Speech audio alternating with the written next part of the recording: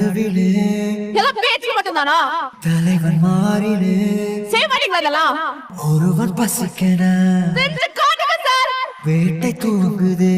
உன்னை தோக்க வச்சிருவாங்கன்னு பயப்படுறியா நீ? நரிகள் கூட்டமோ உன் மனசுல நம்பிக்கை இல்ல? வழியில் கிடக்குது. இங்க வாய்ப்புன்றது நம்மளுக்கு எல்லாம் அவ்வளவு சீக்கிரம் கிடைச்சிறது கிடையாது. குருதி ஆட்டமோ இது நம்ம ஆட்டம்.